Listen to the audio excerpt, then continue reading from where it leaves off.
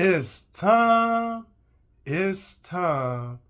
It's time.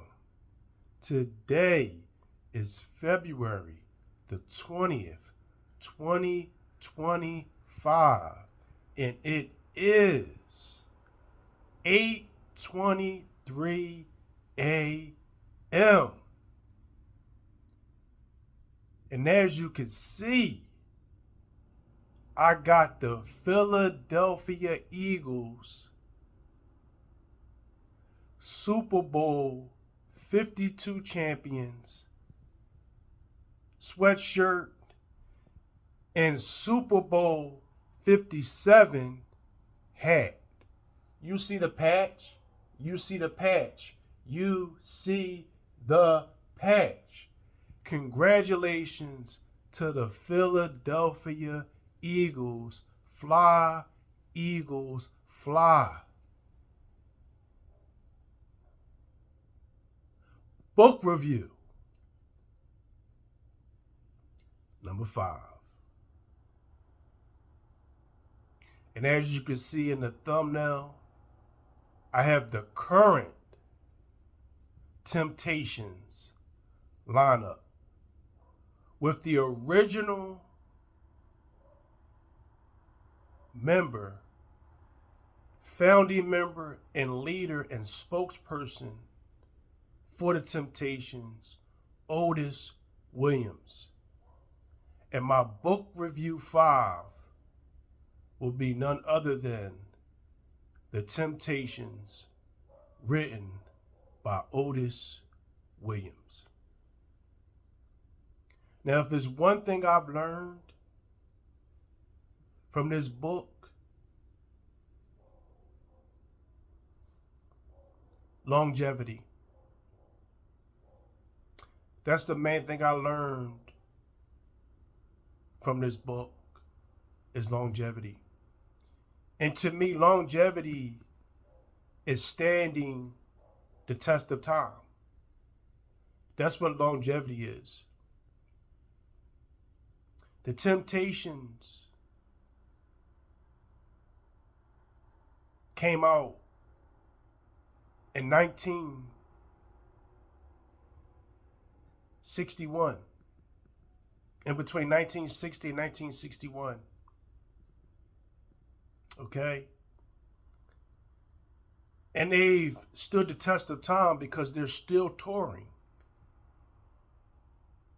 Okay? And the founder and leader of the Temptations, Otis Williams, he was very classy. He took me on a journey of the rise, the hardships, the tragedies, the origins of the Temptations. And the purpose of the Temptations to Otis Williams was longevity.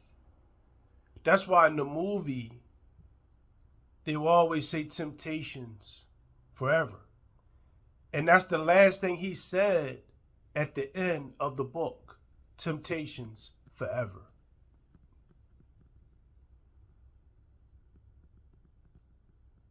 And throughout the book, Otis Williams discusses, his earlier years of singing and the little groups he had before finally forming the original Temptations. Paul Williams, Eddie Kendricks, Elbridge Bryant, Melvin Franklin, and himself. And then from there, forming the Classic Five, which he believed and I believe was the best lineup. David Ruffin, Otis Williams, Melvin Franklin, Paul Williams, and Eddie Kendricks. And then he takes you to the different lineups over the years and the hardships and the struggles that they went through to keep it going. And the main thing I learned was to have longevity, you got to be disciplined. You have to understand the purpose. You have to understand that you're going to have highs and you're going to have lows. Otis Williams said himself, when you get a hit, you got to be prepared for the cool down period. When your record is hot, when you got a number one hit, when you're touring, when everything is good, you have to take that, and you have to take when things are not going good. The Temptations had to leave Motown at one point. They had to shop for a new label. And the Temptations always had to rebuild because Otis Williams believed in one of the main rules of the group. And this was said in the movie. No one man is bigger than the group. It's the Temptations. And the reason why Otis Williams, and I said this before, and I believe my first video about the Temptations last summer,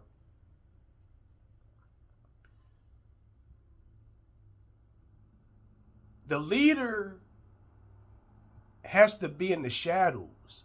The leader has to be in the background. When Otis Williams was a teenager, and even going into as a young man, because he was around 23 years old when the Temptations got their first hit. And a hit doesn't have to be number one. It has to be within the top 5, top 10. And it has to be on the radio consistently. It doesn't have to be number one. When a record is number one, that means the whole country is listening to it. It's number one in the whole country. And My Girl was their first hit. I'm giving spoilers, but I'm so excited because I learned longevity from this book. And like Otis Williams said, and I'm digressing because I'm excited. You got to be willing to deal with the cool down period. You have to be willing to deal with the dry spells. That's in the movie. You got to be willing to take the good with the bad. That's what longevity is about. You have to be able to stand the test of time. That's my definition of longevity. Standing the test of time. Whether it's a relationship, whether it's a business. Success in general has to be longevity. Because you're going to have ups and you're going to have downs. That's life. That's life in general. And Otis Williams understood that the leader had to be in the background. And when he was coming up, and, he realized that all the groups, the lead singer was the leader. And 90 to 95% of the time, when the lead singer is the leader, there's a solo career not too far. When you look at history, every lead singer had a successful solo career or made an attempt of a solo career. It's very rare that a lead singer doesn't make an attempt of a solo career. So Otis Williams understood that the leader had to be in the shadows. The leader had to be in the background. He understood that there was no one man bigger than the group. It was the Temptations. It wasn't Elbridge Bryant in the Temptations. It wasn't Eddie Kendricks in the Temptations. It wasn't Paul Williams It wasn't Paul Williams in the Temptations. It wasn't David Ruffin in the Temptations. It wasn't Otis Williams in the Temptations. It was the Temptations. And my only criticism of Otis Williams was before they became the Temptations, they were the Elgins, and then before that, they were Otis Williams in the Distance, Otis Williams in the Siberians. My only criticism before they became Temptations was he considered it his group. And I disagreed with that. Yes, you could be the leader. Yes, you could be the spokesperson. But it's everybody's group. Everybody plays a role. That was my only criticism. Him pretty much calling the group Otis Williams and Siberians, Otis Williams in the Distance. But the original name of the group was The Temptations, so there was no longer no name in front of the group, dividing the leader from the group. And that's what that does. When you have Junior Walker and the All-Stars, when you have Smokey Robinson and the Miracles, you automatically divide the lead singer from the group. You automatically create that dynamic, which I disagree with. Everybody plays a role. You know, Otis Williams had more of a blender's voice. His voice was more catered to the background. The songs that he did lead had a smooth feel to them. My favorite Otis Williams lead was Don't Send Me Away. Okay, make sure y'all check that out. But his voice was crucial to the background, and it was a lot of competition. He knew that he didn't have the best voice in the group. There was a lot of competition. You had Eddie, you had Paul, you had David, you had Dennis. You know, so this is pretty much what I learned from book review number 5, Temptations, written by Otis Williams. I learned longevity. You know, in life, you have to keep going. You have to take the good with the bad. You have to weather the storms. You have to enjoy the highs, and you have to enjoy the lows. You know, so shout out to the Temptations. That's still tempting. Shout out to Otis Williams, 83 years old, still tempting. Shout out to every temptation that was a temptation. And one thing Otis Williams also said was, there was no such thing as an ex-temptation. That's something that the media made up. That's something that other people made up. He never said that once you leave the Temptations, you were now an ex-temptation. Otis Williams said that once a temptation, always a temptation. Temptations forever, temptations forever, temptations forever. Always remember, life is a game of chess, and every move count. Know the board, know the pieces, win the game. Strive for longevity in your life. Strive for longevity in your life. Strive for longevity in your life.